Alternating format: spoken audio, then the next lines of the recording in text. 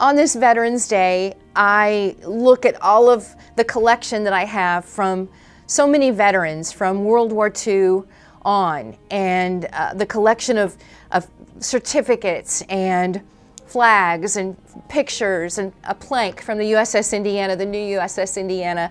I'm reminded just how grateful I am that I've had the opportunity to interview countless veterans. And it's the biggest part of my life here at WIBC. I have such a heart for veterans, as we all do. But I look around and I see all of the wonderful things that I've received from veterans as they share their stories with me.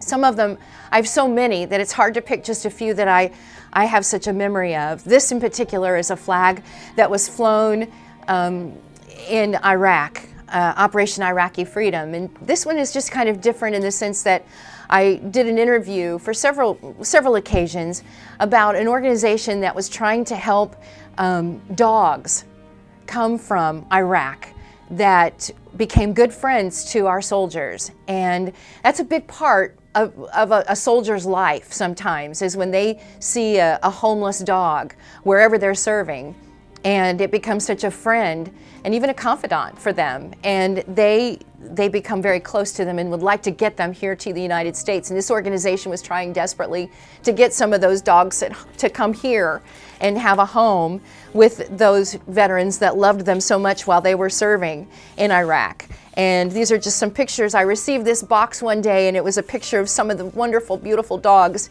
that had made their way back here to the United States into the homes of those serving. And they sent me this flag that had flown in Iraq. And I just was so touched. And I am even telling you this story because it meant so much to me. The other pieces that I just love so much are these coins. These are challenge coins. And they are given to me by those that I have interviewed on occasion.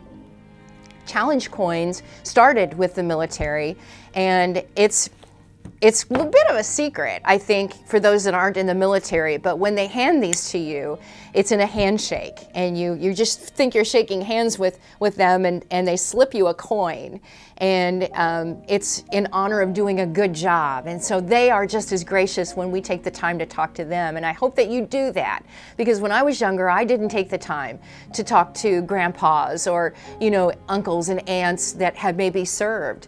And so just because there wasn't any interest there, it just didn't seem real to me as a kid. But then when I got to this job at WIBC and had that opportunity to really get to talk to survivors, or those that had served, to veterans, the ones that stand in mind again, I'm thinking just very clearly right now about a USS Indianapolis survivor, Jimmy O'Donnell, a Hoosier.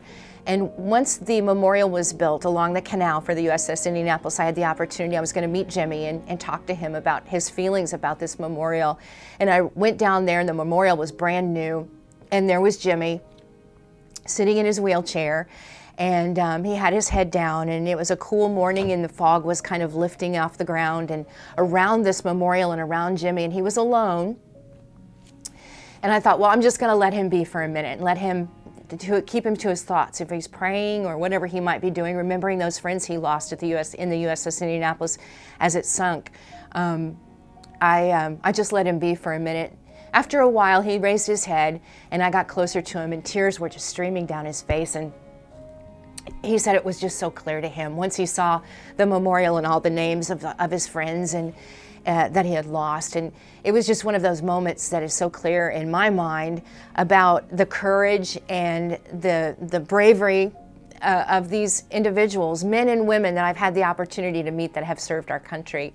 So I'll continue looking at all of these wonderful things that I have received from our veterans. And thank you. Thank you for your sacrifice and your service to you and your families.